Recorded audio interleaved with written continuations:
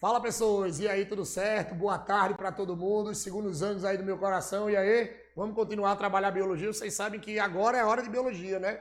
Então assim, antes da gente continuar os assuntos que a gente estava trabalhando, aí você pode dizer, mas a gente estava trabalhando o quê? Ei, a gente estava trabalhando microbiologia, tá?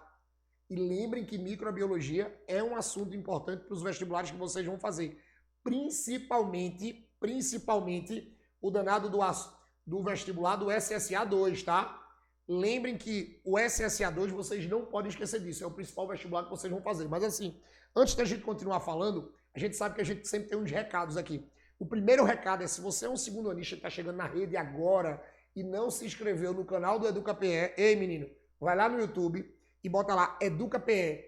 Se inscreve no canal do EducaPE, preste atenção, se inscreve no canal do EducaPE, porque lá tem todas as aulas, tá? Lá tem todas as aulas gravadas, que já teve aqui no projeto, que serve como uma biblioteca virtual de aulas para você. Isso vai te ajudar tanto no Seriado 2, como no Enem no ano que vem, ou em qualquer prova ou pesquisa que vocês vão fazer. Você procura tudo no EducaPE, tá? Vai lá no YouTube e acha tudo no EducaPE, beleza? Tranquilo? Não pode esquecer disso. E outra coisa, se você está chegando na rede agora e ainda não baixou o aplicativo Conecta Aí, baixa o Conecta Aí, tá? Lembre que o Conecta Aí é o aplicativo oficial aqui do EducaPE. Lá você encontra todas as ferramentas do EducaPE, tá? E além de você encontrar todas as ferramentas do EducaPE, preste atenção, além de você encontrar todas as ferramentas do EducaPE, você não pode esquecer que lá você também consegue nos assistir ao vivo, sem gastar um dado da tua internet. Então não tem aquela história, não, André, eu tô sem internet. Não, é só tu assistir a gente pelo Conecta Aí. Quando você usa o Conecta Aí, tu não gasta um dado da tua internet. Então é por isso que é importante você ter o Conecta Aí, beleza? Então, ó, os dois recados, tá? Entra, presta atenção no canal do EducaPE e baixa o aplicativo do Conecta Aí, tranquilo? Beleza? E assim, hoje nós vamos continuar o estudo da microbiologia. E assim, na outra aula, a gente terminou a parte de vírus. Lembrem que aqui a gente já trabalhou taxonomia e a gente já trabalhou vírus. E quando a gente falou de vírus, eu mostrei todas as coisas que vocês têm que saber dos vírus para qualquer tipo de prova de vestibular ou qualquer tipo de questão que você vai fazer.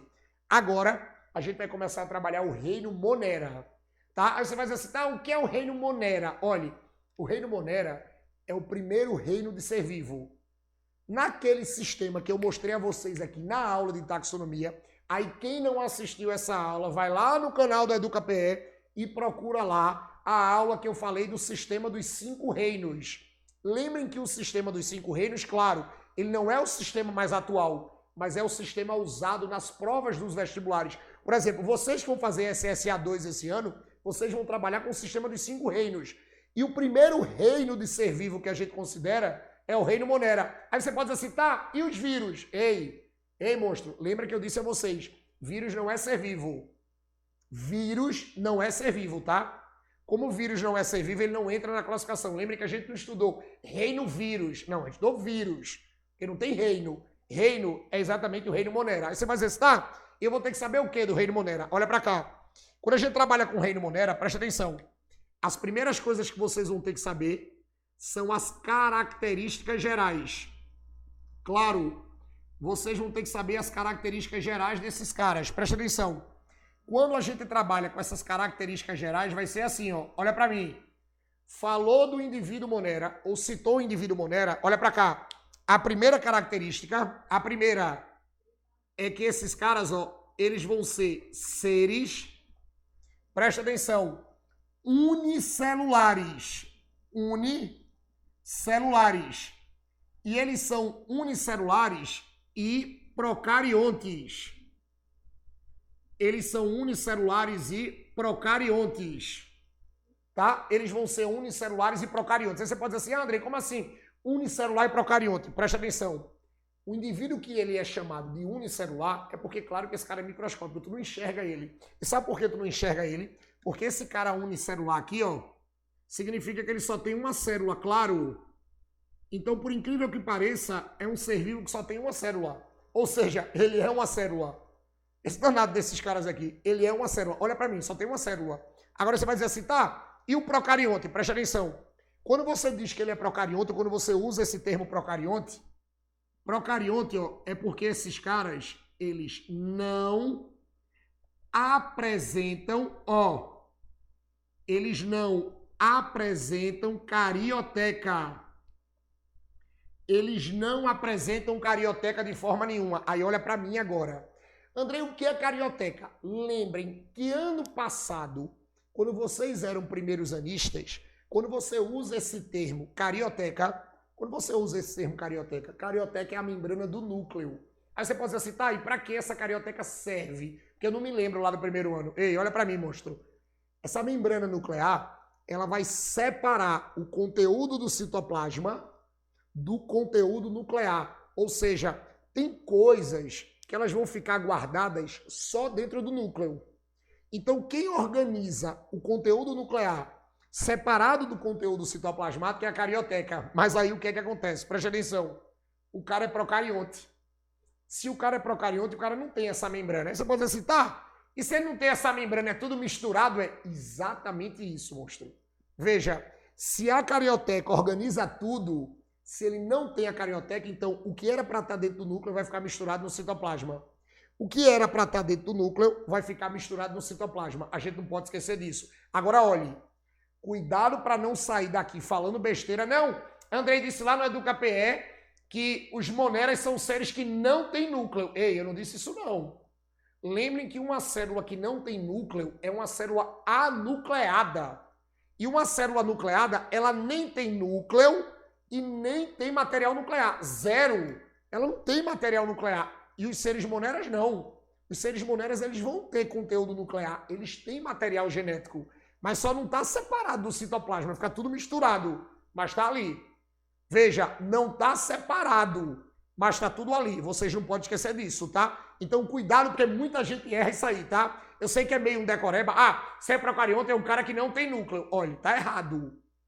Um cara que não tem um núcleo é um cara anuclear. E um cara nuclear, ele não tem núcleo, não tem material genético, não tem nada. E, na verdade, o cara que é procarionte, ele não tem núcleo, ele não tem carioteca. Mas o conteúdo nuclear fica misturado no citoplasma, tá? A gente não pode esquecer disso. Outro detalhe importante, são seres unicelulares e procariontes, e vocês vão dizer que esses caras aqui, eles podem ser heterótrofos. Dentro desse reino você vai ter seres heterótrofos, ou autótrofos. Nós vamos ter, heterótrofos ou autótrofos. Aí vamos por parte. Quando a gente diz que um cara é heterótrofo ou heterotrófico, aí tu escolhe do jeito que tu quer chamar. Quando a gente diz que o cara é heterótrofo, tu vai dizer que esse cara aqui, presta atenção, ele é consumidor. Esse é um cara consumidor, ou seja, ele não produz a sua comida. Ele tem que buscar a sua comida. Aí você vai dizer assim, oxente, mas o cara só tem uma célula. Sim, o que é que tem? A célula vai, engole. Não é porque ele só tem uma célula que ele não possa ser consumidor. Você vai ter seres moneros que só tem uma célula. E mesmo eles só tendo uma célula, eles vão lá, englobam aquilo ali. Tá? Eles conseguem fazer esse consumismo. Então, por isso que vocês vão dizer que dentro do reino monera você tem gente que é heterotrófico. Agora, eu também tenho gente que é autótrofa. Aí quando eu digo que uma estrutura é autótrofa, lembrem, tá? Ou você diz que ela é autótrofa, ou você diz que ela é autotrófica. E toda vez que você pegar essa coisa autotrófica, lembrem que aqui, é porque o cara é produtor. Aqui o cara, é produtor. E quando você diz que o cara é produtor, preste atenção, é porque esse cara aqui, ele tanto vai fazer fotossíntese, alguns podem fazer fotossíntese. Meu Deus, eu pensei que fotossíntese só a planta que fazia. Não, viu? Tem monera que faz fotossíntese. Mas também, ele pode fazer quimiossíntese. Aí você pode dizer assim, André, mas eu não lembro da quimiossíntese não. Fotossíntese eu até lembro. Olhe, lembrem que lá no primeiro ano, quando a gente estuda a quimiossíntese, a gente diz que a quimiossíntese é assim. É um processo em que o ser vivo, olha para mim, o ser vivo, ele vai produzir a sua comida usando a energia, olha para cá, usando a energia retirada de substâncias químicas. Então, quando você produz a comida, ou quando um ser vivo produz a comida, tirando a energia de substâncias químicas, a gente vai dizer, ó, que esse cara é um cara quimiosintetizante, tá? A gente não pode esquecer disso. Depois eu tenho assim, ó, terceira característica. Esses caras, ó, eles podem ser de vida livre, eles podem ter vida livre, não faz mal a ninguém e nem quer saber de ninguém. Mas eles também podem ser parasitas, tá? Cuidado com isso. Eles podem ser parasitas. Ora, eu vou ter Monera que ele vai passar do teu lado e ele não quer nem saber de tu. Ele não tá nem aí, é vida livre, não depende de ninguém. Ele é independente. Agora, os Moneras que a gente tem que ter mais medo são os Moneras que são parasitas, que geralmente são aqueles caras que causam doença. Olha para cá, as bacterioses. As bactérias que causam doença. Esses Moneras a gente tem que ter medo. Outros que vivem soltos no ambiente, que não estão nem aí pra gente, a gente não precisa ter medo deles não. Outra coisa, tá? Ó, esses caras aqui, eles podem viver isolados ou em grupos. Ou em grupos. O que é que vai acontecer? Presta atenção. Eu vou ter Monera que por mais que ele só seja uma célula, mas ele não gosta de ninguém. Ele vive isolado. Você tem indivíduo Monera que não gosta de estar grudado com ninguém. Então esse cara gosta de viver só. Mas eu também vou ter uns Moneras que só gostam de estar em grupo. Só gostam de estar aglomerado. Tá? Não tá até na moda nessa palavra agora, aglomeração, né? Então, a gente vai ter uns Moneras, preste atenção, que eles só podem viver aglomerados, eles só podem viver em grupos. Em outras aulas eu vou falar desses grupos formados pelo Monera, tá? Outra coisa que a gente não pode esquecer. Olhe, esses Moneras aqui, eles são encontrados em todos os ambientes. Eles são encontrados, ó, eles são encontrados em todos os ambientes, todos. Ó, eles vão ser encontrados em todos os ambientes. Aí quando você diz assim, tá, Andrei, mas como assim encontrados em todos os ambientes? Olhe, eu vou ter Monera que é encontrado tanto no ar, eu vou ter Monera encontrado na terra e eu vou ter Monera encontrado na água. Então, olhe, não é porque esse reino é chamado de reino Monera, ou não é porque o cara é microscópico que a gente não consegue ver, que a gente vai dizer, ah, não, ele tem pouco. Ele tem pouco, ele é pequenininho, negativo, viu? O reino Monera ele é encontrado em qualquer ambiente. Você vai encontrar ele no ar, você vai encontrar ele na terra e você vai encontrar na água. Então você sempre vai dizer que indivíduo Monera é encontrado em todo ambiente, tá? E a última característica que eu preciso que vocês não esqueçam, ó, vou colocar aqui embaixo. Eles podem realizar relações ecológicas. Eles podem realizar relações ecológicas. Relações ecológicas com outros seres.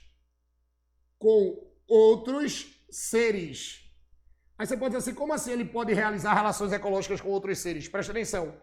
Quando a gente diz que o Monera ele pode realizar uma relação ecológica com outro ser, é porque assim, alguns seres vivos, eles conseguem se relacionar com outras estruturas. Ele consegue se relacionar com outros tipos de seres vivos que não é igual a ele, ou que não faz parte do mesmo reino dele, que não é da mesma espécie dele. Aí o que que acontece? Quando dois seres vivos, eles se relacionam, e esses dois seres vivos, eles são de espécies diferentes, ou seja, são seres vivos diferentes, você vai dizer que essa relação ecológica ela é chamada de interespecífica. E você pode marcar nos vestibulares sem medo que os seres Moneras, alguns Moneras, conseguem fazer esse tipo de relação. Conseguem se relacionar com um ser vivo que é totalmente diferente. Aí essa relação é chamada de interespecífica. Mas aí qual é o detalhe da história? Essa relação ela pode ser tanto positiva como negativa. Aqui lá na ecologia, que é o assunto do terceiro ano, do seriado 3, tá? Fique bem gravado isso no juízo de vocês. É assunto do seriado 3. Quando a gente trabalha com ecologia e trabalha com essas relações, o que é que vai acontecer? Lembra, tá? A relação positiva é aquela relação que não causa prejuízo para ninguém. A relação positiva é aquela relação que não causa prejuízo para ninguém. Por mais que os caras sejam diferentes, eles podem se relacionar. E mesmo eles se relacionando, não vai ter prejuízo para ninguém. Agora, quando a relação é negativa, dois seres vivos diferentes vão se relacionar, né? Vão, perfeito. Mas mesmo ele se relacionando, mas vai haver prejuízo para alguém. Alguém vai perder, tá? Então você diz que ela é negativa. Você diz que ela é negativa, beleza? Então, olhe, preste atenção. Trabalhou com as características desse reino, unicelulares e procariontes, heterótrofos ou autótrofos, vida livre ou parasitas, isolados ou em grupos, são encontrados em todos os ambientes e podem se relacionar com seres diferentes, tá? Ó, isso aqui são as características gerais desse reino, tá? A gente não pode esquecer disso. Aí eu vou apagar agora, mas você vai tirar o print. Presta atenção, tá? Eu vou apagar, mas tu vai tirar o print. Tira o print aí, 5 segundos. 5 segundos pro print, tá? 5, monstrinho. 5, 4, 3, 2, 1. Vou apagar. Porque depois das características, a gente vai ter que dar conta dos participantes. Ó, a gente vai ter que dar conta dos participantes. Aí a gente vai fazer assim. Deixa eu apagar aqui, tá? Porque assim, eu falei tanto de Monera, que geralmente a pessoa fica, tá, Andrei, mas quem é Monera? Calma. Ah, Andrei, Monera é só bactéria, né? Não só tem bactéria aqui não. Vai ser assim, ó, preste atenção. Quando a gente trabalha com esses seres aqui, você vai dizer assim, dentro desse reino, eu vou ter 3 tipos, tá? Olha pra cá, olha pro quadro. Coloque aí no caderno de vocês agora, ó, coloquem no caderno de vocês assim, participantes. Vocês vão ter os participantes desse grupo. Aí quando a gente trabalha com os participantes, vai ser assim, presta atenção, 3 caras, tá? O primeiro é um que a gente vai chamar de arqueobactérias. O primeiro são as arqueobactérias. Ó, o segundo é o que nós vamos chamar de bactérias. O segundo é o que nós vamos chamar de bactérias. E o terceiro são as cianobactérias. E o terceiro são as cianobactérias. Então eu tenho assim, ó, eu tenho arqueobactéria, bactéria e cianobactéria. A gente não pode esquecer disso. São os 3 participantes. Olha para cá.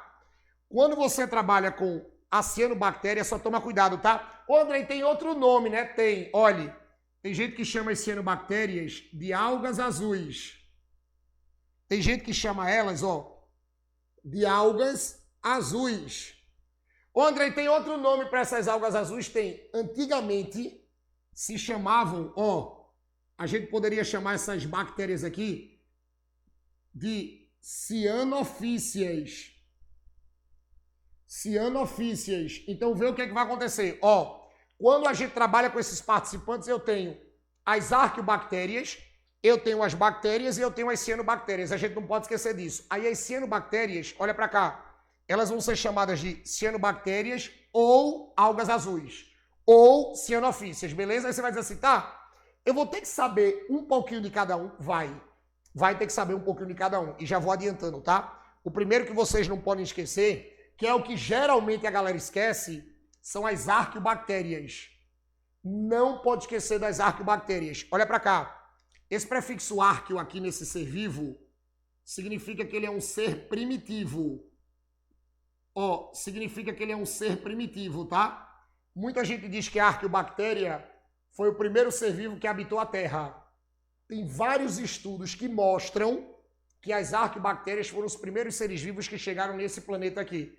Ah, existe até hoje? Existe. Tem muita gente que chama até de fóssil vivo, que a arqueobactéria é um fóssil vivo, que elas existem até hoje, tá? E um detalhe importante, essas arqueobactérias que não são iguais às bactérias e não são iguais às cianobactérias, claro, a primeira coisa que eu preciso que vocês não esqueçam de forma nenhuma sobre a arqueobactéria é que toda a arqueobactéria é classificada como um ser extremófilo. Olha, monstrinho, sempre que vocês pegarem questões por aí falando sobre as arqueobactérias, vocês vão ter que lembrar que a arqueobactéria é um ser extremófilo. Aí você pode dizer assim, meu Deus, que palavra feia é. Quando você diz que um ser vivo é extremófilo, olha para cá. Quando você diz que ele é extremófilo, você vai dizer que esse cara, ó, ele habita, presta atenção, ele habita ambientes, ó, ele habita ambientes extremos.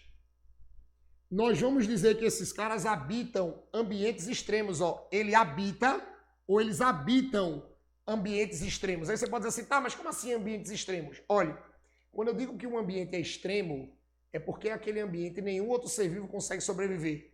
Ó, nenhum outro ser vivo consegue sobreviver, só eles. Nenhum outro ser vivo, só quem consegue viver é ali. E deixa eu te contar um segredo. É a partir desses ambientes em que você encontra as arqueobactérias que você vai classificar as arqueobactérias. Oxe, Andrei, tem classificação? Tem. Veja, quando você pega essa palavra extremófila, em qualquer prova de vestibular, extremófila é arqueobactéria.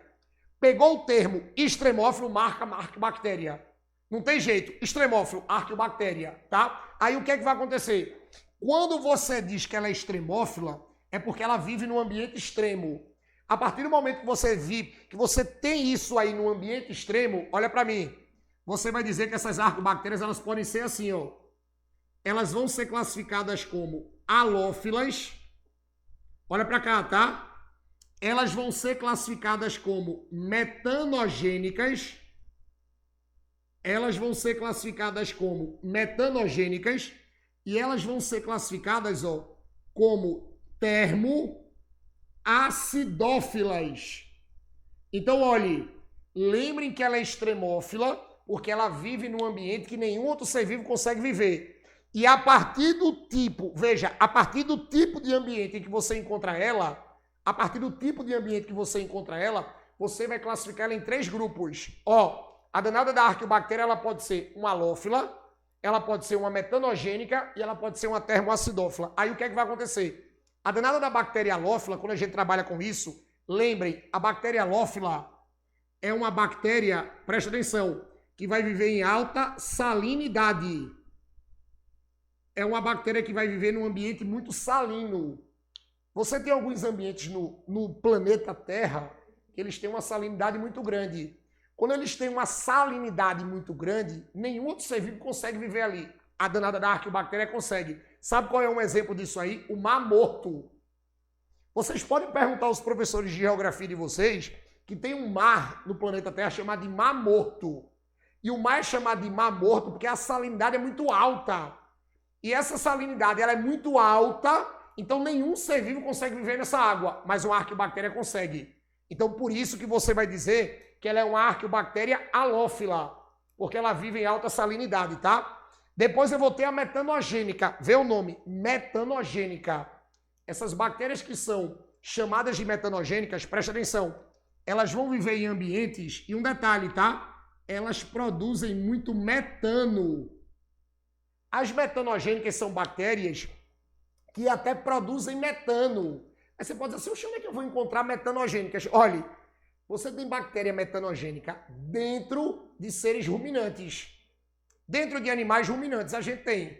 A gente não pode esquecer disso, presta atenção, que a danada da metanogênica, olha para cá, a danada da metanogênica é uma bactériazinha, presta atenção, é uma bactéria que você vai encontrar dentro do estômago de ruminantes. Tá ligado aqueles animais que não param de mastigar, que eles passam a vida toda mastigando? Tá ligado aqueles animais que passam a vida toda mastigando? Pronto. Aqueles animais que não param de mastigar, eles são chamados de ruminantes. E sabe por que eles mastigam muito? Porque eles têm estômagos que são estômagos bacterianos. E nesses estômagos bacterianos você tem muita produção de metano. Então você vai encontrar essas bactérias metanogênicas. Não era para nenhum ser vivo estar ali dentro, mas a bactéria vai estar ali. Sabe por quê? Porque ela vai produzir metano, porque ela consegue digerir celulose. Então essas bactérias metanogênicas, elas são encontradas em pântanos, que também é um ambiente que tem muita produção de gás metano, tem muito resto orgânico, mas também você vai encontrar, presta atenção, também você vai encontrar exatamente as metanogênicas. E assim, o último grupo de bactérias são as termoacidófilas. O último grupo de bactérias são as termoacidófilas. Aí assim, quando a gente trabalha com as termoacidófilas, a gente não pode esquecer disso, lembra, tá? Pegou esse termo termoacidófila, é porque a danada da bactéria, ela vai viver em ambientes de altas temperaturas e ambientes muito ácidos. Você vai ter uma bactéria termoacidófila porque ela pode viver em ambientes muito quentes e elas podem viver em ambientes muito ácidos, que nenhum outro ser vivo consegue sobreviver. Sabe qual é o exemplo disso? É exatamente os vulcões. Os vulcões são ambientes que têm uma luminosidade, tem um calor muito grande. Então, dentro do vulcão ou nas fendas vulcânicas, você não encontra ninguém, mas você vai encontrar uma arqueobactéria, beleza? Então, olhe, sempre que falar de arqueobactéria halófila, metanogênica e termoacidófila, tranquilo? Beleza? Galera, viu? Cheiro no coração, segundo os anistas. Espero vocês na próxima. Valeu!